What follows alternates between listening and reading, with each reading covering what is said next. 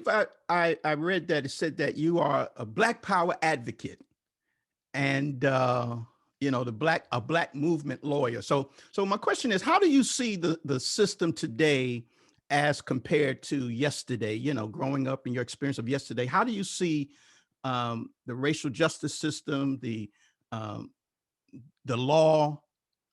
Is it different today? Is it a different experience, or do you see some of the same similar processes? Well, it is the same and it is different. Okay.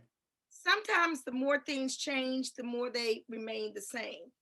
But in other instances, there has been advancements.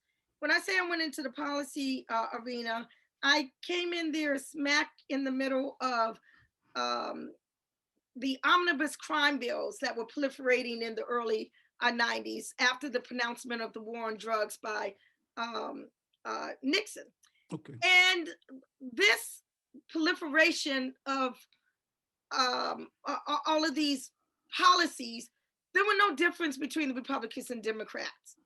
Everybody was tough on crime. Okay. In fact, candidate Bill Clinton left the campaign trail to oversee the execution of a mentally challenged man in Arkansas. Because you cannot, in those days, you could not advance unless you were tougher than thou on crime. And what did that lead to? That led to what I call the granddaddy of all crime bills, the crime bill of 1994, which led to the largest expansion of the federal death penalty in modern times, the gutting of habeas corpus, the evisceration of the exclusionary rule, the trying of 13-year-olds as adults, the cutting out of Pell educational grants for prisoners, the institution of the federal three strikes law, the refusal to address the crack powder disparity, and 100,000 new cops on the street, which actually has led to what all the stuff that we see today, but a whole lot of money to states to build a whole lot more prisons, to lock up a whole lot of more Black folk. And that is what led to what we call the whole era of mass incarceration that we find ourselves in today. So what has changed, what is beginning to change, is that we're beginning to chip away on that tough on crime mentality, which is beginning to look at more, we need to be more smart on crime. We don't need to imprison people, warehouse them forever and throw away the key. Slowly but slowly, that's beginning to change. We need to look at police departments and the culture, the police culture, the police culture where as one goes down the police hierarchy, discretion increases, meaning the cop on the street, Derek Chauvin, has more discretion sometimes than the top person up top. You don't want that type of discretion, no matter how much so-called training, and he's supposed to be the training officer that someone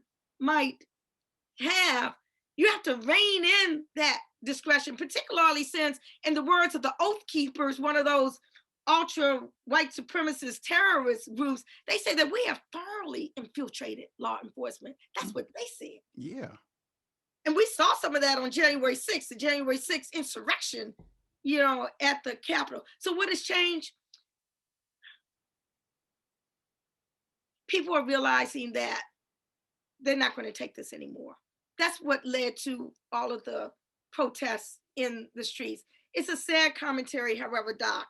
It's a sad commentary that we have moved from the pinnacle of my coming of age years, the pinnacle of Black power, to just the minimalist expression to just let our lives matter.